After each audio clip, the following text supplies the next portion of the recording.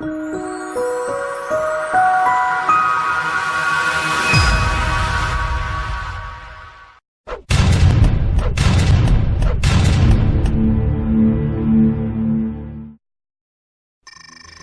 it's Ricardo and I'm still playing Elite Dangerous. Now I'm here in the main game and I'm not messing about with beta 2.4 at the moment because I'm here to see Professor Palin. So you find me in the Maia system. Now the Maia system and the unlock from this, you have to go through a convoluted method of going to Tarquin, then you go to Qwent, and then you unlock it from the Sirius Corporation. And after you've done all that good stuff, you finally get an invite from Professor Palin. Professor Palin says, okay, but you can only come and see me once you've travelled 5,000 light years away from your starting location. So that was in Cozy. So that took me on a huge voyage all the way, might as well have gone to Colonia, that's where I did. And I encountered nice systems, black holes, lovely ice fields, geysers, and all of this had been documented in my videos from the area.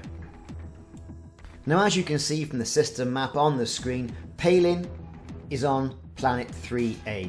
And there he is, Professor Palin Research Centre. That's what you want. That's where you're going. Now, he is going to be able to give you dirty drive tuning and clean drive tuning and all that sort of good stuff and some upgrades to your FSD. But nothing really that Felicity Farseer or Evira Martuk can't give you.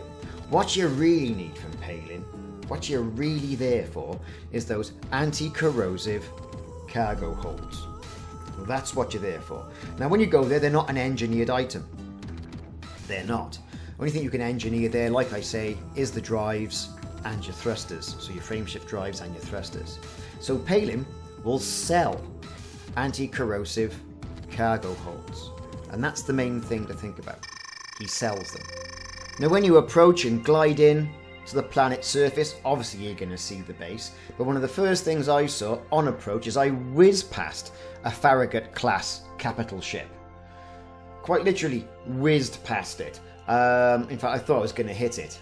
Fortunately I didn't, because I'd moved out the way. And this Farragut class ship is in orbit, and it's in orbit over Professor Palin's Research Centre. Now, you could hypothesize of why it's there, and that's completely up to you. My theory is that ship is there directly over that base to guard whatever important work he's doing to protect against the Thargoid threat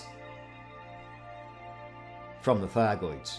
Although, let's face it, I'm not really sure exactly what one capital ship is going to do against at least one Thargoid ship, because we've seen the battles, we've seen the battle sites, and they've had a right old pasting. However, in the Maia system and surrounding areas, there is a huge capital ship and Federation presence. Has to be said, a lot of systems have got them. Anyway, so I'm on the planet now. Lots of mining going on, lots of core drilling, and a quick little look around the base. Sort of like built into the rock, onto that rocky outcrop. Got small landing platforms, large landing platforms, everything you'd expect really from an engineer base, but a slightly different layout this time. Yes, of course, you've got those centre pillars and centre columns of the main base, and that goes without saying, and that you see that through engineering bases and ground-based bases all over the place, all over the galaxy. But this one did look a little bit different. It looked like it had the money invested in it to make it a bit more upbeat. So let's get this Python on the deck. And let's go and engineer some upgrades, see what he's got to offer, and more importantly, get those anti-corrosive cargo holds. So here we are, great, we're in the research centre. Finally, after all that time and many light years travelled, into the engineer's workshop. Let's take a look and see what he's got going on. So straight away, you've got to do your deposit of unknown fragments. Fortunately, I've got about 58 of those, just to be sure. And you're given the two options to modify the modules. So like I say, you've got engines, clean tuning, dirty tuning. Okay, you've got FSD, you know, general things, faster boot sequence, you've got increased range, all that good stuff, you know, and you modify it as you normally would from any engineer. But like I say, nothing that you can't get from Felicity. Now, like I say, this is the stuff we want. Get into outfitting. And, you know, you want to get down to your optional internals where the cargo racks are. Now, you can see the Python. I've got quite a few large cargo racks. Now, the anti-corrosive cargo racks, they're only available in 2-ton or 1-ton quantities, which I'm a bit disappointed about, but I get it, okay? You don't want people racking up to these Thargoid sites with loads of unknown artifacts and loads of unknown probes just to generally, you know, make a mess of things. So they've done them so that you get to the site, you've only carry a certain amount of items with you, and away you go. So while I'm here, what I'm going to do is I'm going to obviously store my 32-ton cargo rack, but I'm going to buy a few of these 2-ton capacity racks, and I'm going to stick them into storage, and that way then I can ship them all over the galaxy, right? Wherever one of my ships are. If I need to go somewhere, I'll have 3 or 4 of these cargo racks knocking about, and as a result I can fit my ship out wherever I want to do. I can just get that module shipped there, as opposed to coming all the way back over here, back down to Palin's Research Centre and getting that cargo rack. Okay, so that's what I'm doing. Not saying you should, I'm just saying, well, that's what I'm doing.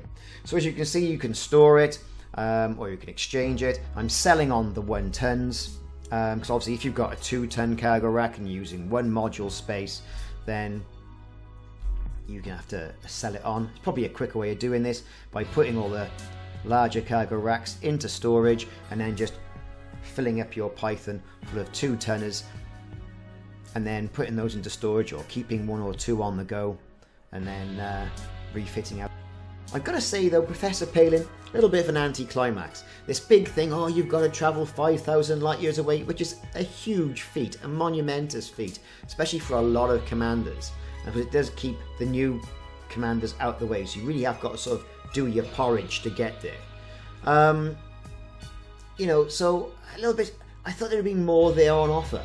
Perhaps something a little bit more funky, and that might come along in the 2.4 update, you know, the return, where we've been promised a better Thargoid storyline, you know, more Thargoid based weapons, and whether or not that's going to be available from Palin or other engineers that are going to be introduced with the new update when that goes live, I don't know. Of course, the beta is not giving away any information on that, and that's a good thing, because the story arc of the Thargoids, you know, it should be kept secret, and it should be sort of like, you know, released when the game's released and not alluded to too much in the beta. So it's time to light those fires and kick the tires and get out and try and find some artifacts to enable me to access the Thargoid site, which I haven't done yet because I was out travelling the universe.